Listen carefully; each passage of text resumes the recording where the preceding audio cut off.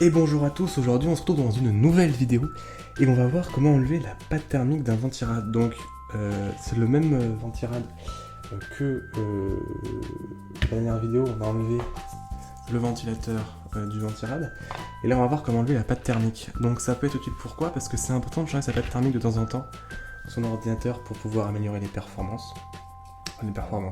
Surtout pour qu'il chauffe moins. Et il y a des personnes aussi qui aiment bien changer de pâte thermique dès qu'ils reçoivent le processeur afin d'avoir une meilleure pâte thermique. En général, les gens qui font ça n'utilisent pas le ventirad de base. Moi j'enlève pour une raison, c'est que la pâte thermique sèche et au bout d'un moment qu'elle est sèche, elle est plus dure à enlever. Donc il faut mieux l'enlever si vous ne savez pas du ventirad, vous l'enlevez tout de suite, c'est quand même plus simple. Donc pour ça on va juste avoir besoin de feuilles de sopalin, hein, c'est simple. Et moi je vais utiliser de l'acétone en fait pour pouvoir enlever la pâte thermique sur l'ordinateur. À savoir que on n'est pas dans l'ordinateur, on est hors de l'ordinateur. Donc on peut même mettre ce qu'on veut, c'est pas gênant. Il faut juste faire attention à ne pas rayer le carré en fait là qu'on voit en dessous, qui est en contact avec le processeur. Pour vous dire, certaines personnes le poncent très très finement juste pour avoir un meilleur contact. Donc il faut faire attention à ça, faut pas l'abîmer. Donc on ne gratte pas avec un tournevis de la pâte thermique sèche ou autre chose.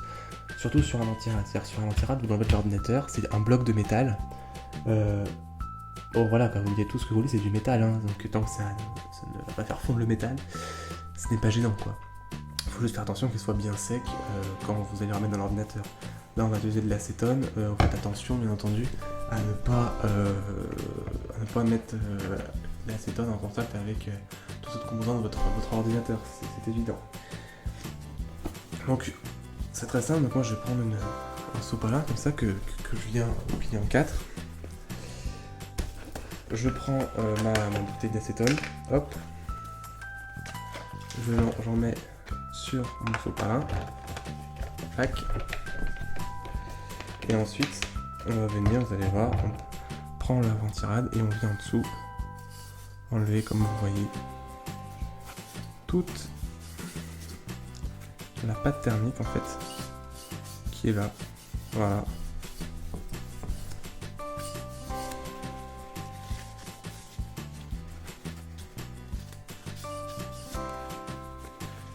La pâte thermique du ventirad.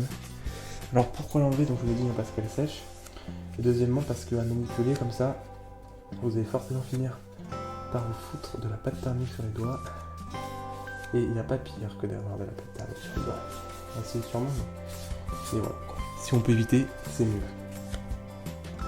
Donc voilà, hein, quand vous avez fini ça, si vous voulez, vous pouvez repasser avec un deuxième sopalin propre dessus avec un petit peu d'acétone, hein. Voilà, comme ça, histoire de bien le nettoyer.